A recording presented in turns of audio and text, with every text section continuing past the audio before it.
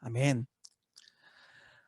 여러분, 미국의 유명 교양 채널 내셔널 지오그래피의 분석에 따르면 사람은 하루 평균 150번에 150가지의 선택을 한다고 합니다. 이것에 근거한다면 우리는 한 달에 4,500번의 선택을, 그리고 1년에는 약 54,750번의 선택을 하는 셈입니다. 순간순간의 선택이 쌓이고 쌓여서 한 사람의 인생을 만들어 갑니다. 현재 우리가 살고 있는 삶은 과거 우리들의 선택의 결과물이고, 미래는 현재 선택에 따라서 달라지게 될 것입니다. 프랑스의 전설적인 소설가 알베르 카미는 삶을 수많은 선택의 총합이라고 말했다고 합니다. 어떤 사람이든 사람의 삶은 수많은 선택으로 만들어지게 된다는 것입니다. 그런 의미에서 오늘 이 아침 하나님을 사랑하는 마음으로, 말씀을 사모하는 마음으로 다른 거 다 제쳐놓고 오늘 이 예배를 선택하신 여러분 모두는 오늘 하루 하시게 될 150번의 선택 중 적어도 한 가지는 하나님 보시기에 큰 기쁨이 되어지는 선택을 하신 줄로 믿습니다. 그래서 우리 이 시간 한번 스스로의 머리를 이렇게 쓰다듬어 주시면서요, 자신의 이름을 넣어서 스스로 이렇게 한번 칭찬해 보셨으면 좋겠어요. 요한아, 탁월한 선택이었어. 탁월한 선택이었어. 오늘 말씀을 통해서 그리스도인들이 이 땅을 살아가면서 무엇을 선택해야 하는지 함께 은혜 나누어 보길 원합니다.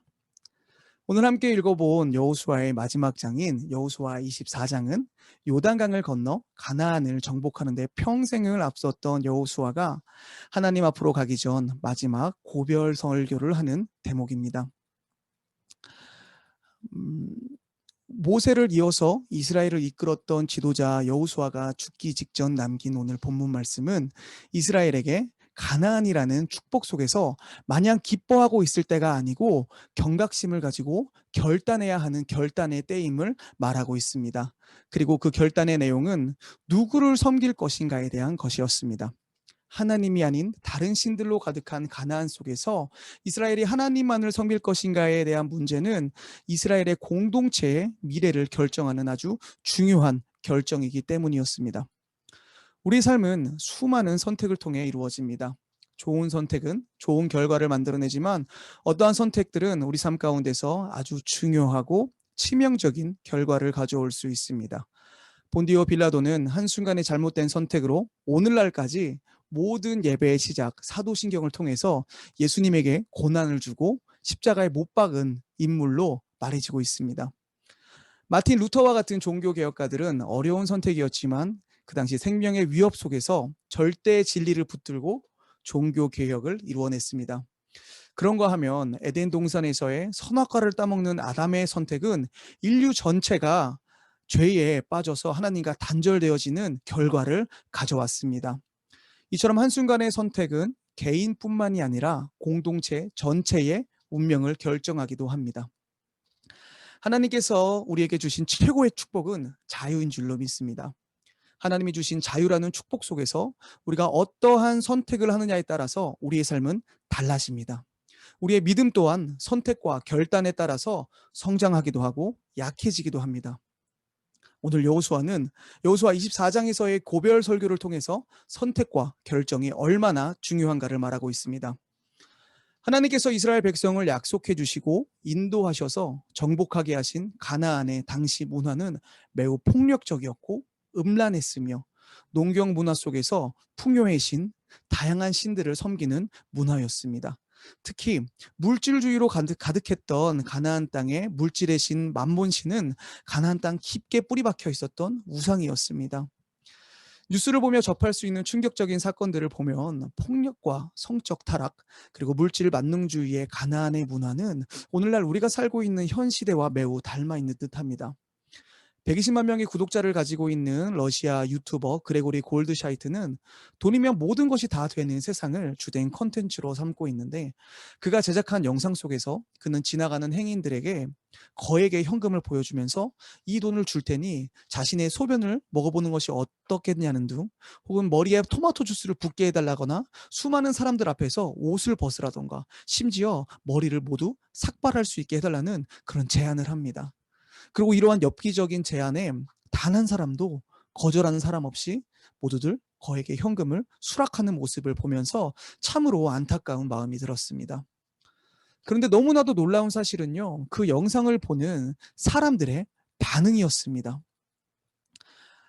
돈이면 아무리 엽기적인 것도 다 가능하게 되는 그 영상을 보면서 비난하고 비판하는 것이 아니고요. 자신에게도 그런 제안이 들어온다면 얼마든지 흔쾌히 수락하겠다는 댓글을 달고 있는 사람들을 보면서 정말 물질 앞에선 인간의 최소한의 존엄성과 최소한의 정말 수치심조차도 사라지는 것이 요즘 우리가 사는 세상인 듯하여서 정말 마음이 아픕니다.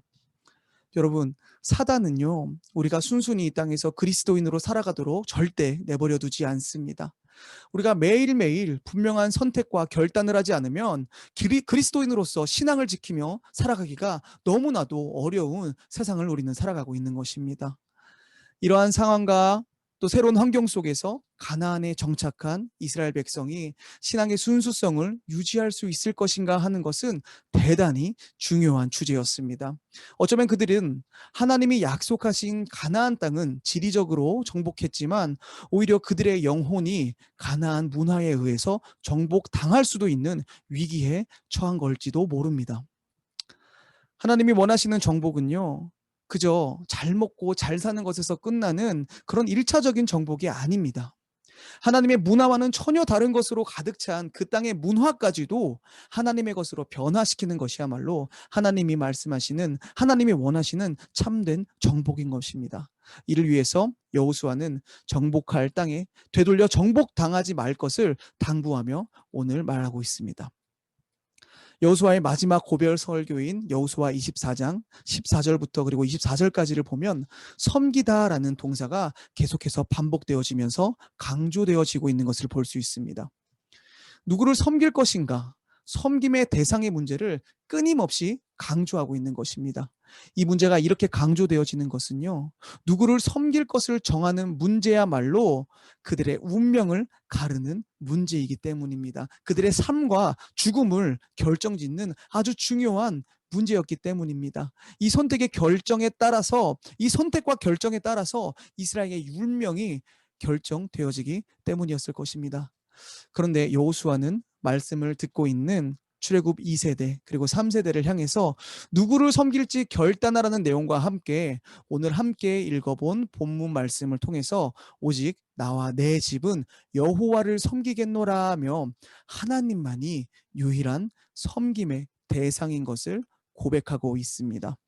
그리고 이 고백을 통해서 너희들도 가나안의 이방신들이 아닌 지금까지 너희들을 인도해 내신 여호와 하나님만을 섬길 것을 도전하고 있습니다. 여기서 너무나도 중요한 것은 바로 오직이라는 단어입니다. 오직, 오직 나와 내 집은 여호와를 섬기겠노라라는 여호수아의 고백은 너무나도 선명하고 절대적인 기준을 내포하고 있습니다.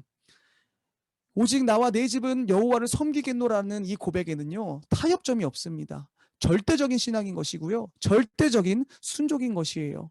내가 여호와도 섬기겠고 세상도 섬기겠다는 그런 걸쳐져 있는 믿음이 아니고요, 돌아가는 길이 있는 믿음도 아니고 중간 지점이 있는 믿음도 아닙니다.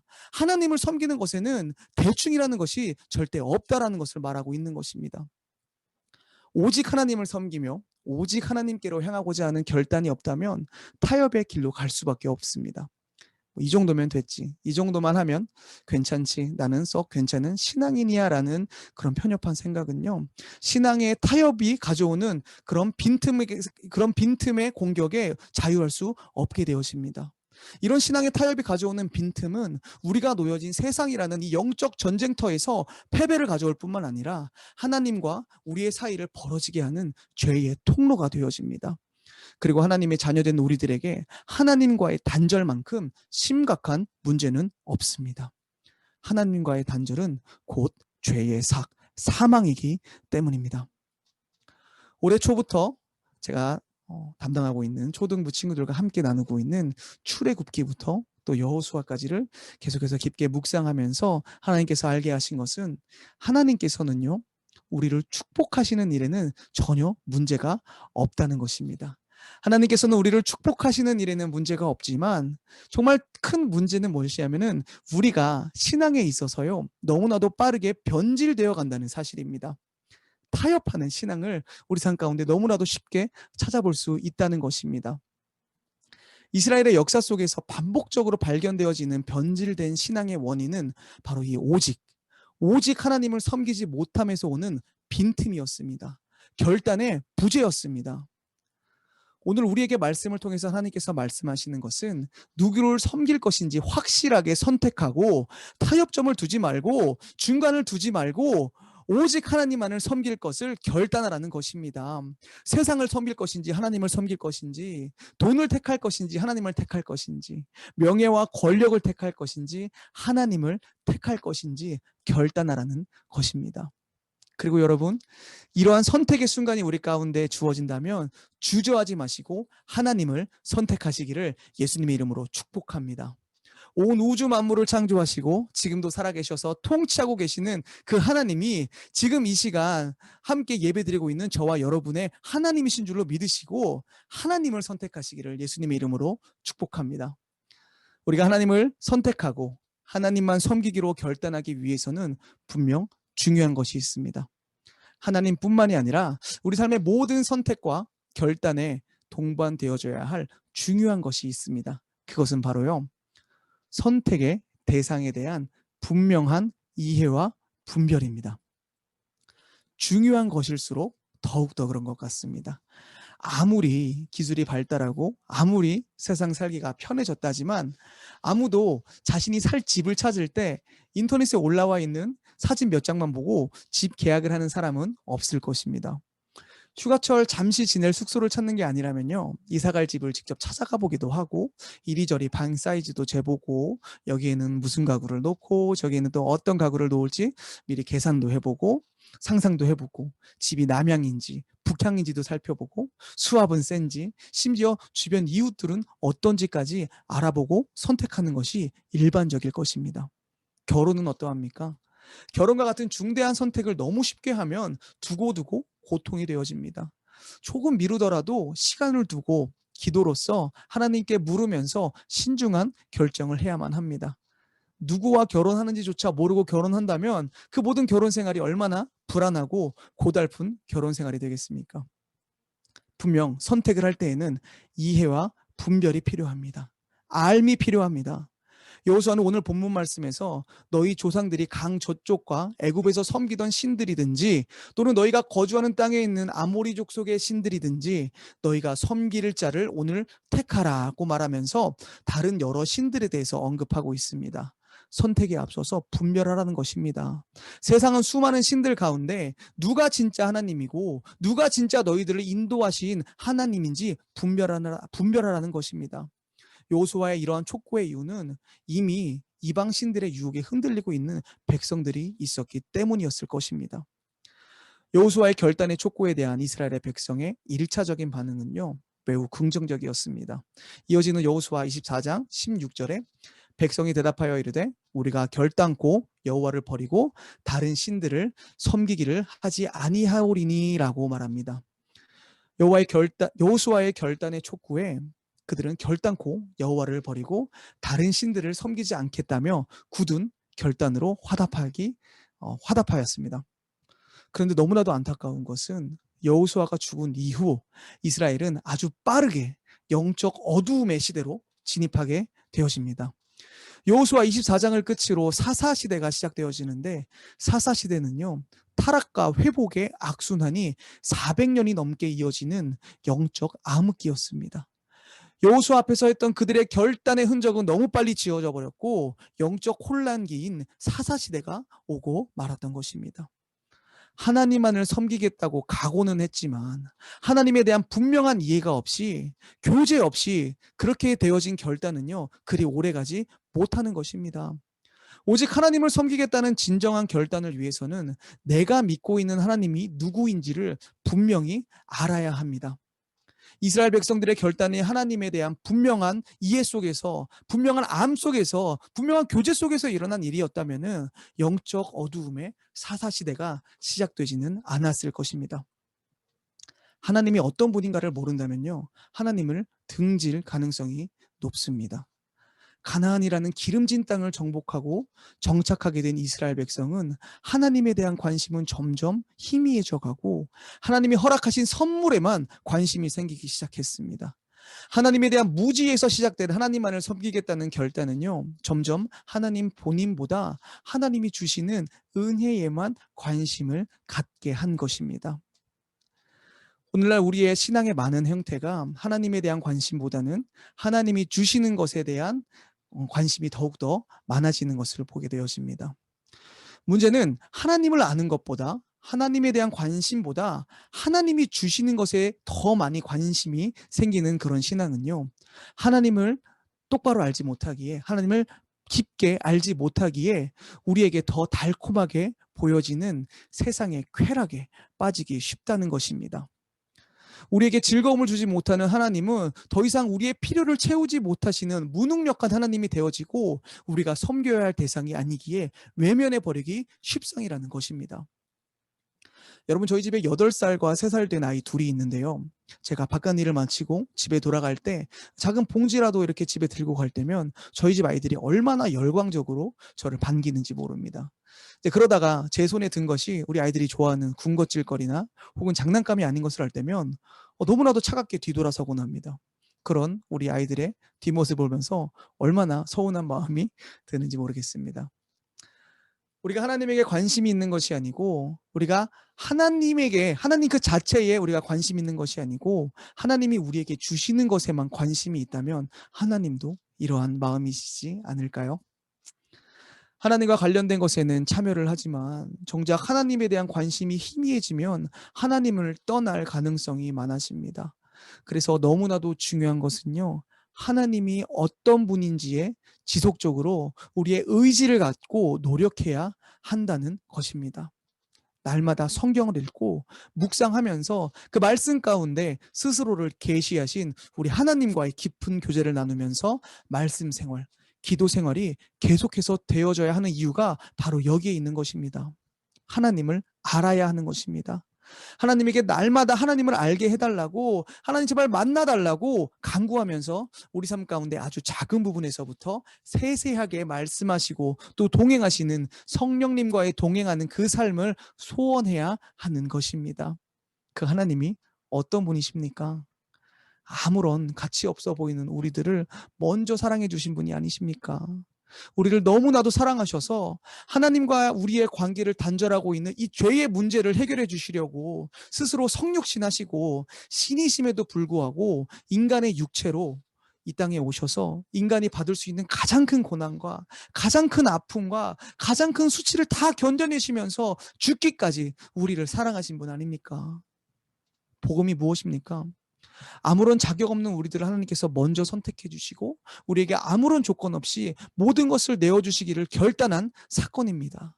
우리를 사랑함에 있어서 어떠한 타협도 하지 않으시고 주저함 없이, 중간 지점 없이 모든 것을 다 쏟아내어서 우리를 선택하신 사건, 이것이 복음 아니겠습니까? 그런 하나님을 우리가 선택하지 못할 이유가 없는 줄로 믿습니다. 그 하나님을 섬기기로 결단하지 못할 이유가 없는 줄로 믿습니다. 그래서 여러분, 하나님을 인격적으로 알아가는 그 은혜가요, 하나님을 알고자 하는 그 갈망에 대한 은혜가요, 저와 여러분의 삶 가운데 가득했으면 좋겠습니다. 그래서 세상과 하나님 사이에서 우리가 선택해야 할 대상을 선택하고 또 결단해야 한다면 주저하지 마시고 우리를 먼저 선택하시고 먼저 사랑해 주신 그 하나님을 선택하시기를 바랍니다. 어쩌면 세상에는 하나님보다 우리들의 마음에 더 드는, 또 우리들이 더욱더 원하는 모습의 우상들이 많이 있을지도 모릅니다.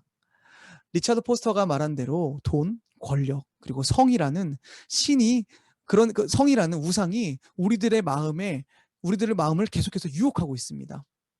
이러한 세상 가운데 진정으로 선택해야 하는 것이, 진정으로 우리의 섬김의 대상이 무엇보다 하나님이 되어지시기를 바랍니다.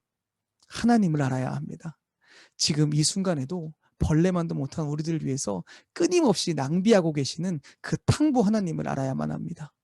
우리에게 탕진하고 계시는 하나님의 선물에만 집중할 것이 아니고 그 사랑을 우리에게 주시는 분인 하나님 그 자체에, 그분에게 우리가 더욱더 집중해야 하고 그 하나님을 알아야 하는 것입니다. 오늘 말씀의 결론을 맺습니다. 오직 나와 내 집은 여호와를 섬기겠노라라고 결단했던 여호수아는 하나님을 알므로 이스라엘 백성에게 신앙이 온전히 심겨지기를 갈망했습니다. 하지만 선택은 지극히 개인적인 것입니다. 내가 선택해야 하는 것입니다. 우리가 선택해야 하는 것입니다.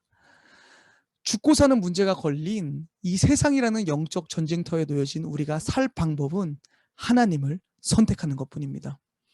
우리의 삶의 모든 관심을 다시 한번 하나님께로 조준하시기를 바랍니다. 사랑하는 이와의 관계에서 최고의 선물이 무엇이겠습니까? 사랑하는 그 사람, 그 존재 자체 아니겠습니까? 선물에 따라서 자꾸 마음이 바뀌어지는 것은요, 우상 숭배라고 합니다. 하나님을 선택하시고 단단한 결단으로서 영적 전쟁에서 승리하십시오. 그리고 우리에게 주어진 이 땅을 정복하시길 바랍니다. 그 어느 것과도 타협하지 않으시고 우리를 사랑하신 하나님 앞에서 정결한 마음을 유지하는 믿음을 날마다 구하시며 나아가시기를 바랍니다. 모두가 넘어지고 또 타협하고 흔들리고 있는 이 세상에서 하나님만이 답입니다, 여러분. 하나님만이 우리의 구원 되어 주시고 하나님만이 우리의 길이 되어 주십니다. 우리의 유일한 길이 되어 주시는 그 하나님 한 분만을 선택하시기를 바랍니다. 그것이 최고의 선택입니다. 하나님도 좋고 세상도 좋고가 아닌 하나님에 대한 분명한 결단으로서 내 마음에 생겨나는 빈틈을 막으시고 매일같이 하시는 그 150번의 선택이 모두 다 하나님을 향하시기를 이 시간 예수님의 이름으로 축복합니다. 세상을 아는 것보다 하나님을 아는 것을 선택하는 이 자리에 있는 저와 모든 여러분 되어지시기를 예수님의 이름으로 축복합니다.